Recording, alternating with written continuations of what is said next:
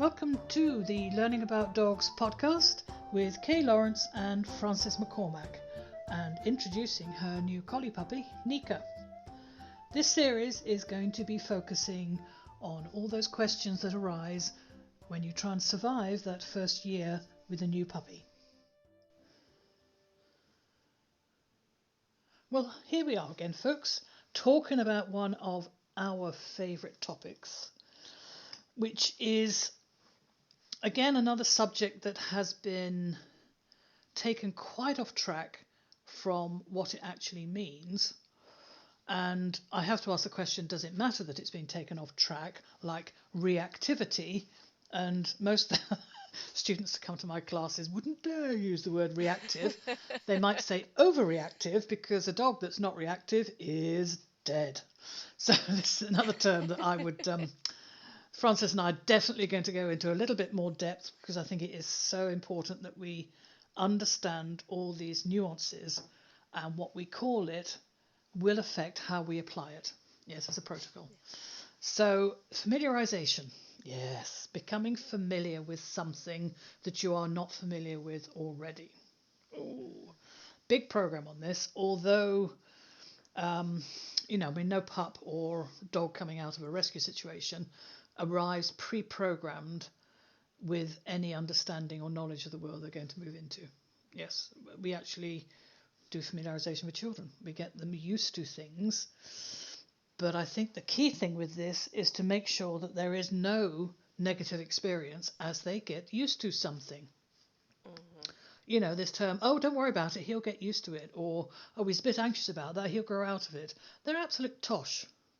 And appreciate that I'm using polite words here. Absolute tosh. So Nika's going through probably several months of familiarisation, and I don't think it necessarily ends. You know, if I get into a new car, oh, God help me if I rent a car. Oh, dear God. Because you've got to sit in a car park where everybody else knows how to drive this car, and I'm going, where's this, where's that, and what's this, and how does that work? And then you sort of donkey your way out because you're not used to using a clutch for the last one, you know. So, even getting in a new car or moving to a new house, there has to be a process where you learn it. And that learning comes from a basis of being comfortable in the first place, feeling safe and feeling secure. Yes. So we don't thrust learning at them and make sure they get used to it. It's about starting off on this basis of, are you comfortable? Do you feel secure? Cool. Then you can have a look at this. Yep. So one of the key things that we have to get dogs familiar with, because we live in a world of transport, is car travel. And sadly, their first journey is often not something they get time to get used to, because it's you have to move them from where they live to where they're going to live. Yeah. So Nika was not too impressed with car travel. No, she on that journey. First of all, on the journey home from where she lived, which was 45 minutes, and it was in another county, and it was down the mountains and so on. Oof. At first I'd put her into a carrier, kind of a travel crate that we use for the cats, and she wasn't happy in there. She wanted to be on my lap, and she snuggled into me for a while, and I'd say after about a half an hour of these hairpin bends, it was just too much for her. And the problem is with something like that, the temptation is to say, well, they've had this one journey, they've been sick, it won't be this bad again, we'll be on shorter journeys and so on. But that's a crock. If you think, and I think if you think back to being a child, I know I was a child who wasn't a particularly good traveller. And just those experiences, you said this before in a podcast, they can taint the whole vehicle for you, really. And you don't grow out of it. I'm topping up to 70 now, and I will still get car sick in the wrong type of car. With also the wrong type of driving. That it's not so much the car, it's very often the style of driving and how much, I suppose, it's readjustment of your system do you have to keep constantly doing. So the more it throws you from side to side and swings you around the bends and takes you up and down those bridges that should never go that fast, the more likely you are to feel unwell. But Yes. I am And I absolutely think what you're fine in a doing, boat, and I'm absolutely fine in an airplane. really. Yeah, yeah. And I think what you're doing matters as well. I think if you're looking down at a book, Oh, for yes, instance, yes. I mean, I was an adult before I could read on public transport, but if you're looking down on the book at the book, your body feels like it's moving. Your vestibular system is balancing for that, but the object you're looking at is stationary. So I think there can be kind of conflicting messages coming through, and that can make you feel nauseous as well. Yes, Nauseous. yes, yeah, yeah. Looking at the horizon or looking at the road. If you're driving, I've never felt ill driving. Never Right. felt ill driving. But if I was doing map reading for somebody else in the front seat, you've got 2 minutes, and I need to get my head up again. I need to Oh look at the gosh. environment as I'm moving through it. But I can actually fly an airplane and do the whole jiggy poo round this way and round that way, and it doesn't bother me. I don't know. I think it's something to do with your brain knowing where you are and your body feeling where you are often Yes. displaced. Yep. So Mm. yeah. So when the world goes round. So anyway, yes. Do you this is where I hate this phrase. Oh, just keep popping in the back of the car because he'll grow out of it. I don't think they Mm. grow out of it. I think they just have to learn to tolerate it because their car takes them to places that are new and exciting and novel. And if they enjoy that, then they will tolerate the feelings that they get in the back of the car. But Right. if they don't, they're not going to grow out of it. I've got one at 5 years old that never enjoyed it. She would get in because she didn't want to be left behind. Yes, but enjoy it? No, no. Mm. Whereas the others, I would have leave the back of the van or the car open and they'd sit in there for pleasure. Mm. You get a better view of everything when you're sitting in a car, that's good. Right. No problem with them. But yes, to have to tolerate it because the other options are not good is not getting used to it. Yes, that's definitely Yeah. not a familiarization process. So could that have been avoided? Could that negative experience have been avoided if when we were young there was more of gradual process? I also think that cars back in the 50s and 60s for me, they didn't have the best of suspension. It wasn't Mm. exactly like Yeah. a comfortable ride. And of course, children always sat in the back seat because they didn't have seat belts. But you're in the back seat, so something happened, they could fling you forwards out the windscreen. But no back seats, safety belts for us. So, there's no question. My parents sat in the front and we sat in the back, and I was usually ick by the time we got where we were going. Mm, yeah, we didn't have a car when I was a child, but it was the number 17 bus, Yeah, and yeah, it yeah, was an old sort of diesel yeah. bus and big wheels, and you usually ended up sitting over the wheel because everywhere else was full, and Oh, oh. just an uncomfortable And experience. look how many Then people again, the are, car I drove, very sick in coaches. yeah, Coach sickness is quite separate from car sickness. Yeah. yeah. Cool. Then So again, the car I drive isn't much better than that. It's not, it's not much newer. And I think the balance of the car has something to do with it as well. So certain types of cars corner better than others because of their central balance is different. I think that might affect it, but that's out of our subject of discussion. So Yeah. at the moment, so Nika's coming on with being more comfortable traveling. So you've been letting her find security and comfort in the car. Yeah. Yes, well, we've been using the car as as a kind of a base for many things. So we'll take sessions where we'll go and sit in the car and just learn that it's a place to sit and relax. And Hmm. so she and Tiernan will do that a few times a week with me. I read a book, it's heavenly. Soundproof box, just wonderful. And so we've been doing that for going out on trips to car parks, but I really sort of had to just knuckle down, I think, and do that extremely frequently Yes. Yes. in order to just make sure that I wasn't taking her places where she would then start to feel ill and potentially make the car an unpleasant place for her. So I really kind of ramped up okay, we're all going to get in the car now, we're going to be nice and quiet, and we're just going to relax. And Yeah. I think that Yeah. helped because the first time I drove out with her, she was fast asleep. Oh, super. Super. And my aim was then just don't wake the baby.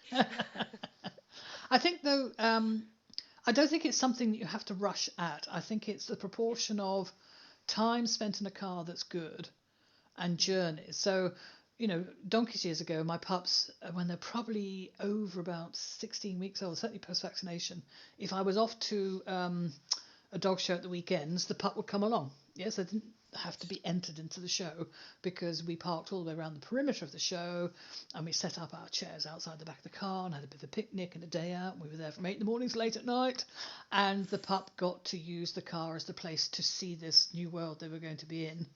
So they may go out to a show most weekends, but then the 6 days in between there might be an odd journey. But I didn't have to load them every day or sit with them in the car every day. But if you're going to look at their next month and think, well, she's going to need to go to this place and this place, and I want to have, say, a proportion of 5 sit in the cars and do nothing to one journey, that could happen in a week or it could happen over a month. It would depend how often you need to travel with the dog. And getting that time in before. And it depends what time of year it is and how cold it's going to be in the car or how hot. True. Yeah. So, yeah, certainly having them resting in the car and not abandoned, not stuff them in the car and walk away from it, but actually sitting with them in the car. Yeah, very important. Well invested. Oh, so much worth it. Yes, definitely. And then all of the things that you can do from the car, it's just wonderful as well. Yes, You can go yes, yes. to shopping centres, you can bring them on errands with you to get to see the world out and about once they're comfortable with that. And I often find that now when I'm heading out, Nika wants to come with me when I'm heading out the front door. And if I'm going out, for instance, to just check on the garden, she'll come out on the lead with me and she'll be straight over to the car Oh, wanting to super. get in. Yes, So yes, it's yes. had a positive effect that's Excellent. visible from that Yes, perspective. yes. Yeah, and we try as much as possible to avoid any negative experiences. They don't need it. There's plenty in life as it is, like running into the wall when you're not watching what you're doing. So That's just us or the dogs. yes, yes. Oh yeah, yeah.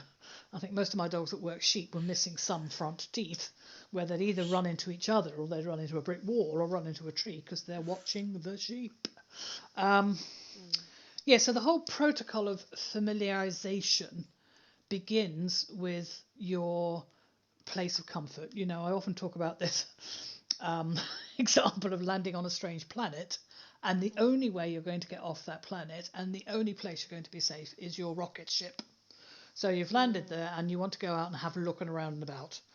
And despite what it says on all these science fiction things, you need to know the way back to the rocket ship, and not only, oh yes, I think it's somewhere over there, but you might need to get back there in a hurry. So often going outwards is less important than turning around and going, oh, now which is the way back? Because it doesn't look the same when you go out as when you come back. So learning how to go out, let me practice coming back to find it, good.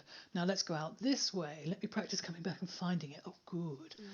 So it's not a question of going down this path and that path. When you go down a path, you turn around and have a look at what it looks like when you're coming back so you can recognize it. Having done a good few years of search and rescue, this is how people get lost. They're looking forwards and, oh, we'll go and have a look at this, and oh, we'll go down this path and have a look at that, and then they go down there, and then they turn around and they have no idea where the car park is or where they've come from. Just simply they've lost that familiarity and sense of direction as to where they are.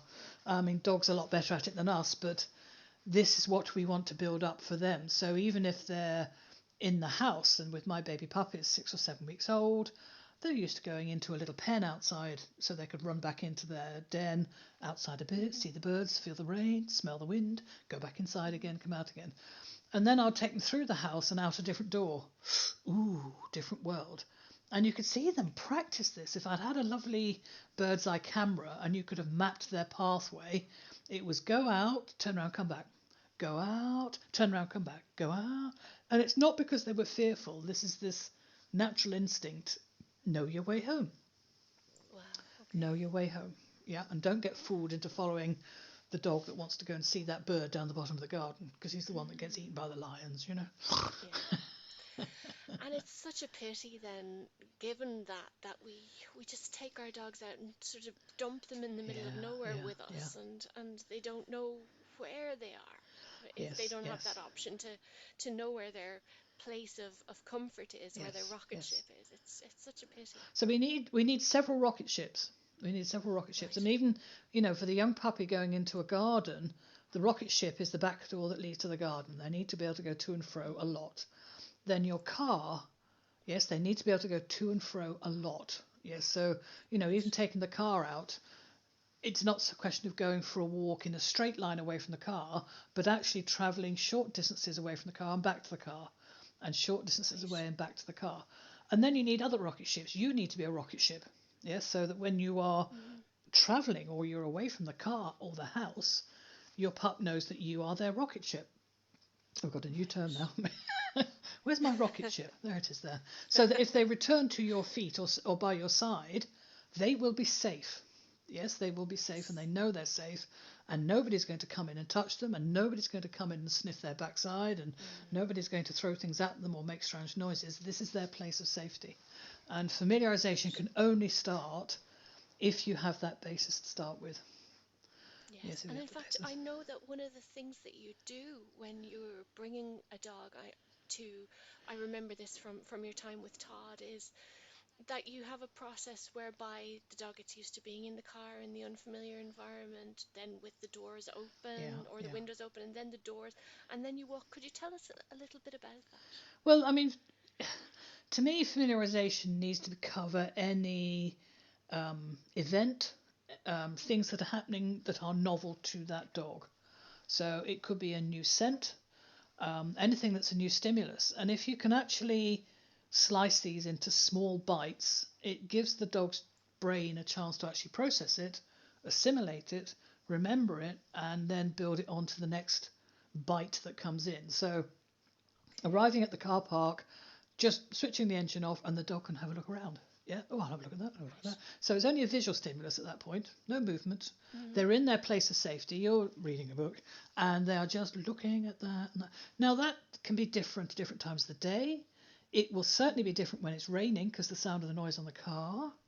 Yes, and there will be some amount of scent coming in because the cars are not, well, that's shut, but, then opening a window a little bit and they can get, oh yes, they'll put their nose up at the window. I haven't smelled those before.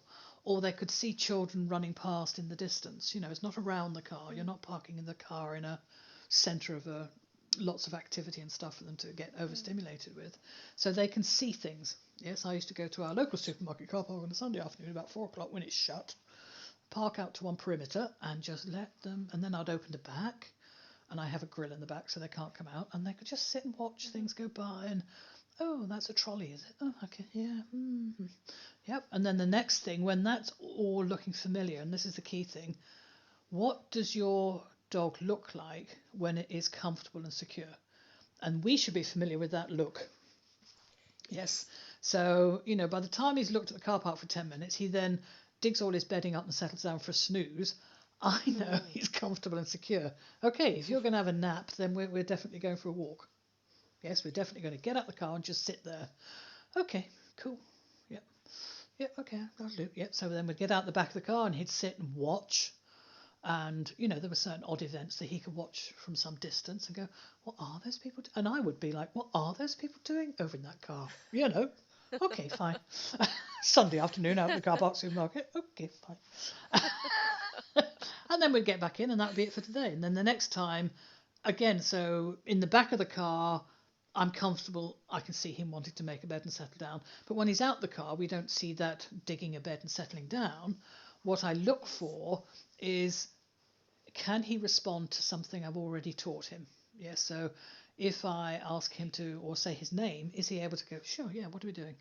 With the same degree of response that he would in his safe and secure environment.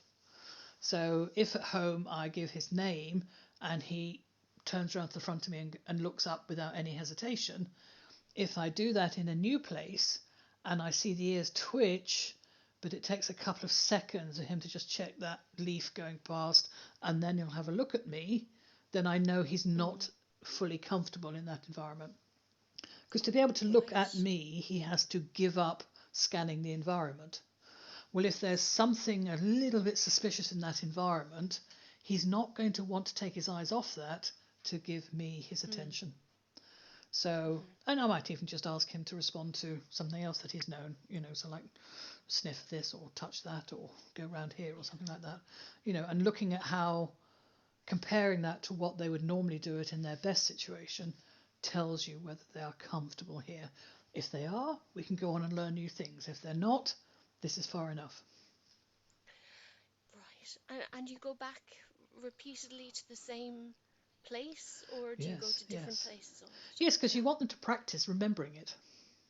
Mm-hmm. So it's not, oh, I've done that car park, I won't do it again. Or we've been on Right. that field, I won't do that again. Oh, no, no, we want to go back there so they can go, oh, I know this, and recall their memories of being there before, because that's part of the skill of being able to Mm, find your way back to the rocket ship. Yes, yes. you go out, oh, I know that rock, and I go down here and it's bound there, yeah. The same as if we're navigating to a place that we've been to before, we start to look for the landmarks as we're coming close to it that we remember. Oh, I remember that Right. laundrette on the corner there. I thought this, that, and the other. Or, oh, that tree looks different now because I've been here for 20 years. That is part of the process of familiarisation. Very Right. much part of the process. And I suppose when you think about it in that way, when we bring a dog to an environment that they haven't been to before, and there are so many new sights and smells and sounds to get used to, and we expect that we can just throw food at it and that'll, do the job for us. But Yeah, yeah. when you think about the familiar environment that the dog has been to many times, they're used to sort of the baseline levels of sounds in that area. They're used to the baseline scents and smells. And so any novelty is, I suppose, filtered in as one novel stimulus among many Mm, familiars. mm, So it's kind mm. of building layers of Absolutely. familiarity for the dog. Yes, I really yes. like that. It's your ultimate Lego. We start off with that Mm, base plate that we put the initial bricks on, but if you don't have yeah, that base plate to start with, you can't start building up. It's just a jumble that will just drift. So yes, and then absolutely. having a good. Oh, we're back at that place again. Oh yes, I remember. Oh no, yeah, that was good. Oh, and that was worth sniffing that tree last time because there was old chips left around the bottom of it. Oh, there's Mm, none this time. Oh, but there's something else over here. Yes, absolutely. Dogs love right. returning to familiar places. Yes, Yes. when you see them go for a walk round the block or go back to a place they've been to a walk before. Yeah, I know what we do here. I remember this is Yeah. good. And exploring and checking out. So, taking them out and about for those first few months, merely up to a Mm, year, it's not about building up a catalogue of never been there before and I've ticked off all these things. It's often mm, about going back to the same place because the weather will be different, the time of year will be different, the smells will certainly be different depending on whether the trees are blossoming or whether it's autumn or whatever. So mm, adding those slight variations to familiar places is how they build up these memory skills. Absolutely critical mm. part of development. Definitely. And I suppose it's wonderful for the human as well, because any human is going to be concerned about their dog and in a particular environment with encountering new stimuli. They're going to be watching their dog. Hopefully going to be attending to them and Mm, attending to their mm. body language and so on. And with that kind of area that they're getting used to over a number of weeks, and rather than just all of this new stuff at once and trying to guard against, well, this dog is running at them and oh, there's a truck over there and so on. It's so much, I suppose it's so much more manageable for the person Yes, yes, to be able yes. to. And I think also this early exposure to be able to get comfortable should be not proximity to. So Hmm. they'll see a train the other side of the field. They'll see Yes. children playing football across over there. You know, so it's not like they're having to develop social skills with children playing football or social Hmm. skills with other dogs, cats, sheep, horses, and all the rest of it. No, no, no. There are things over there that move a certain way, and I'll get familiar of them whilst I feel safe here. Yes, and Yes. then we may step towards interacting. We may Right. not. But often what happens, people are taking them into the deep end and they're asking for them to be in close proximity to stuff before they've had a chance to become familiar.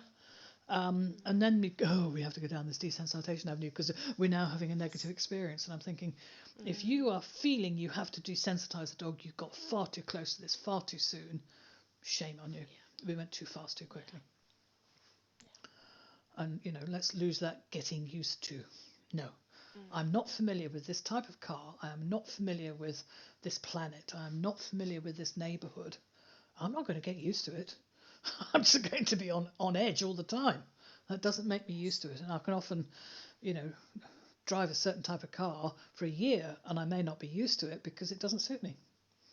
Yes, I won't find familiarity and comfort.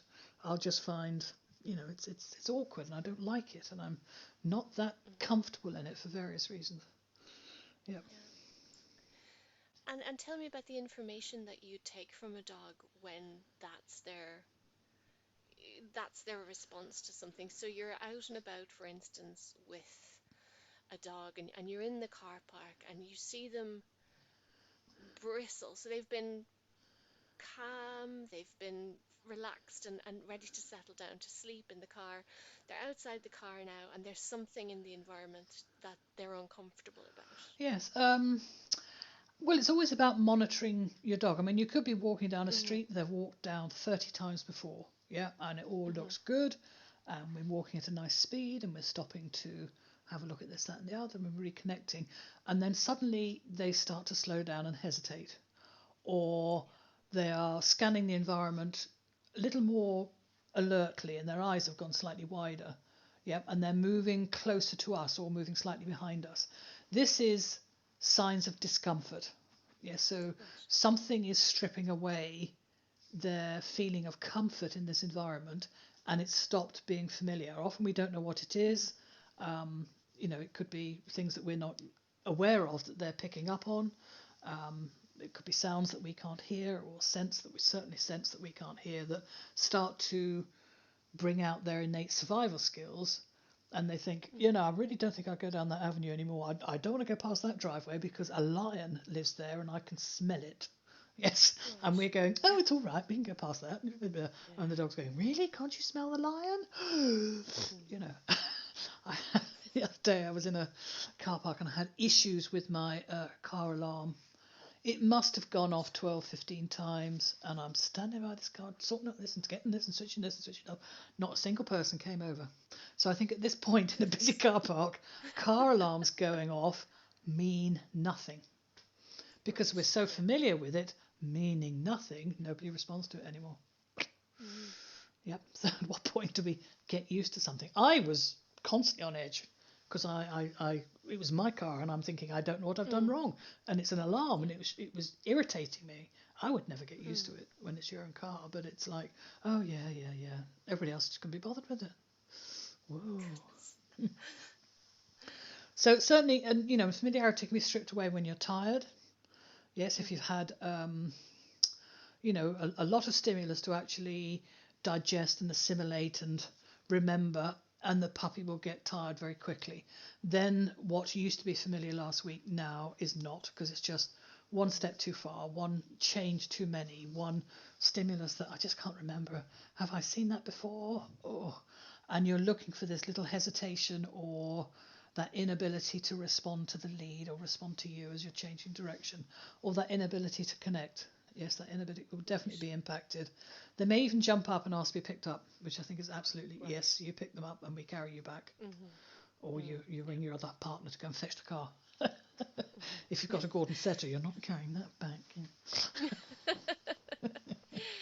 And I suppose it's important then to keep these um, moments of familiarization short for that reason. Oh yes, There's a yes, tendency, I suppose there's a temptation with people to think, oh, well, I've driven 20 minutes to the yes, supermarket car yes, park. I'm going to get my money's worth. yes, But no, yes, it's much more important that those sessions are kept short so that the dog's not fatiguing, not getting yes, overloaded and yes. overstimulated. And also is allowed to sleep between each event. So that sleeping Mm, process is when everything's written to the hard disk, and that's when the processing's yeah, all sorting itself out and shifting down. And even if they're having a nice sleep in the car, if you can afford to send somebody else in and do the shopping while you sit in the car with the pup and let them sleep for that yeah, half an hour, warm, comfortable, then, oh, yes, they could be ready for a bit more. But, if they've been a bit exposed, overexposed to too many new things, that is the time to say this is enough for today. And it's not a question of how many new things have you counted up. We could yeah, never familiarize the dog with everything. But what we are absolutely. doing is developing the skills that take them forward, that when they get to a new planet, they get used Hmm. to turning around and looking for landmarks that get them back to safety. Um, Yeah. They get knowing, when you take a dog for a walk, a mature dog that's experienced, they know where you are. you know, Mm. we don't have to keep saying, "Hey, I'm here. Come back." You're their planet. You're their mobile rocket ship that's moving around. They don't have to keep returning to you to know where you are. They'll develop the skills of being downwind of you, so that they can scent where you are, or they'll hear your feet on the underturf as you're walking along. Yes, or they'll hear the rattle in the collar of another dog that goes with you. So they'll have this sense of where their group is, and this is a skill that we absolutely need to let develop, but we don't need to say that they have to learn every new environment, straight away. And even if you go away for a week to a new place, you go to a holiday cottage or on holiday somewhere to a course, a mature dog will just go, "Oh, new place, okay," and give them 10 minutes and they'll go, "Yeah, okay, got that. That's the garden. That's where I'm sleeping. That's where you park the car. And you're going to do this, that, and the other. Yeah, that's cool. Got it now." And they will assimilate that information quite quickly because of having developed these processes of understanding what's going to happen quite quickly. Same as us traveling. If we travel to countries that are similar to our own, we will become familiar quite quickly. But you travel to a country that is completely the opposite of what you're used to, and the impact is enormous, overstimulating very quickly. Yeah. So is this something that's useful for mature dogs as well?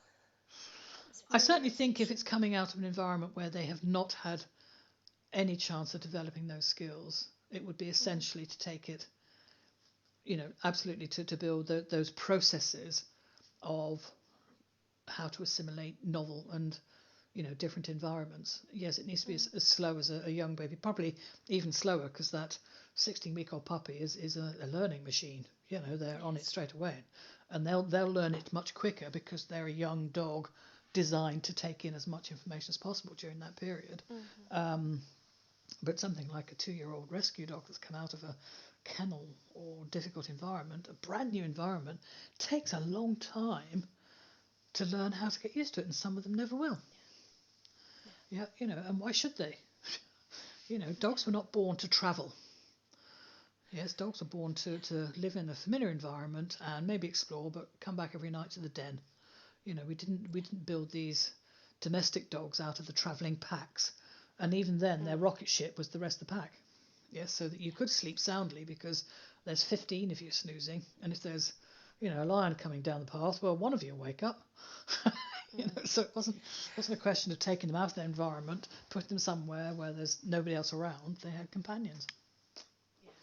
I think that's very difficult for people to accept, though, that there are some things that your dog will not possibly get used to, and that's okay. I remember with Tiernan, when he was a puppy, I suppose he just entered adolescence, and I was thinking, I've never walked him down a main road. I've Yes, never walked him. yes, And I thought, well, why would I need to? yes, I don't live anywhere near a main yeah, road. yeah. It's not something we're going to have to do. It's not going to be part of his life, part of his future.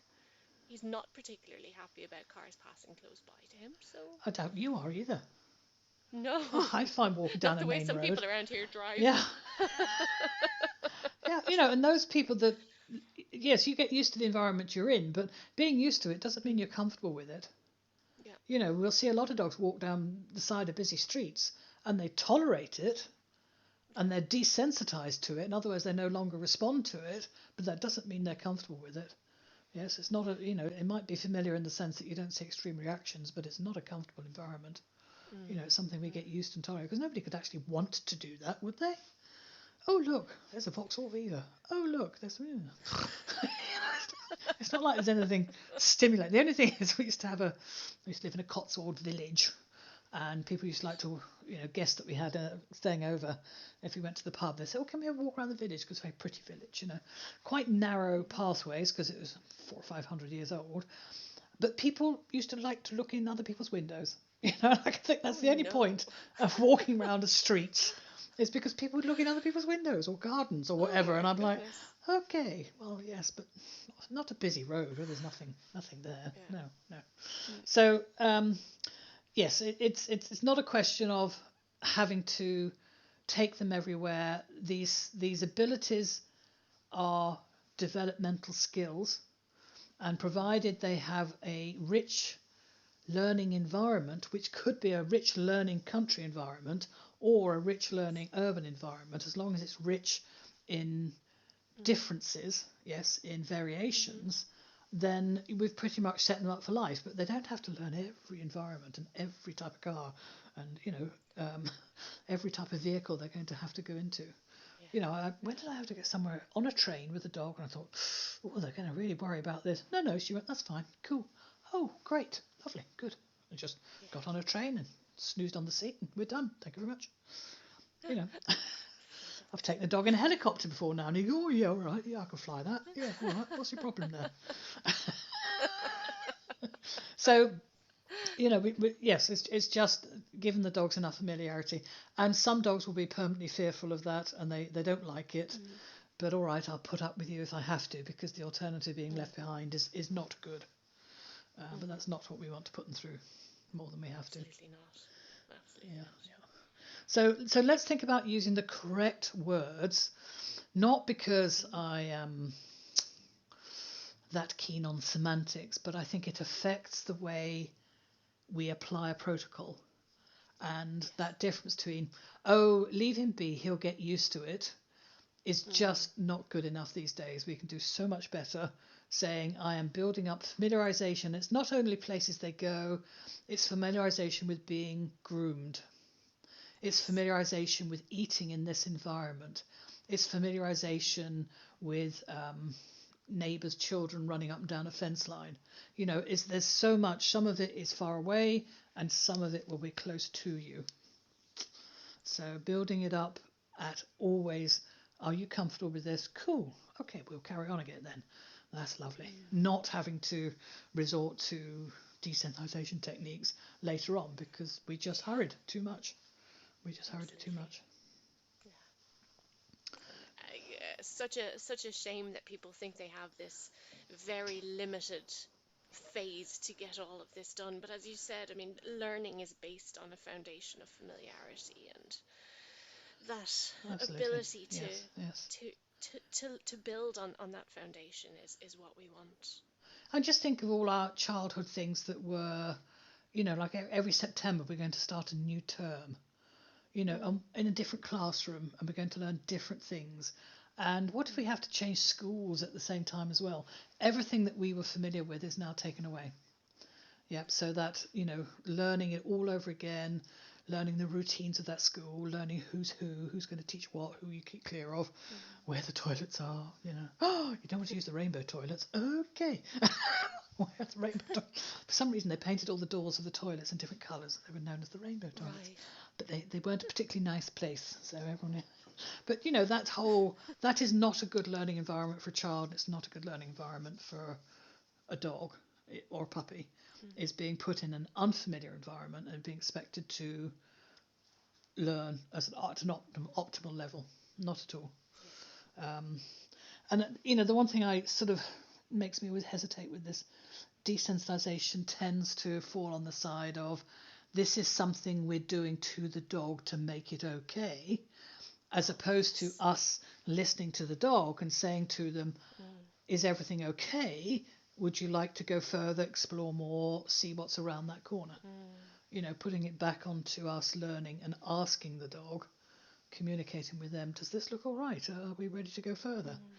And if the dog's inquiring and outwardly focused but comfortable, yeah, we'll go and have a look at those. Oh yeah, we'll go over there. Yeah.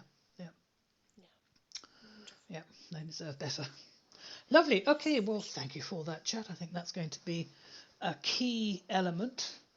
We have built a lovely series of resources on the website under our Learning About Puppies.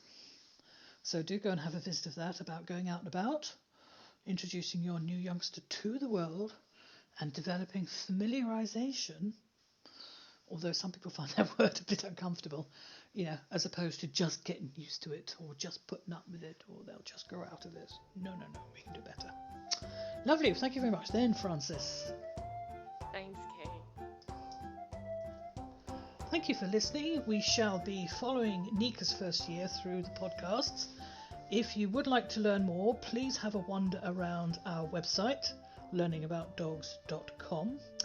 We have many articles and lots of courses that you can explore. We also have Facebook pages, which is Kay Lawrence and Learning About Dogs. So if you have any questions on first year topics or anything else you'd like us to focus on, please use the Facebook pages and ask. See you next time.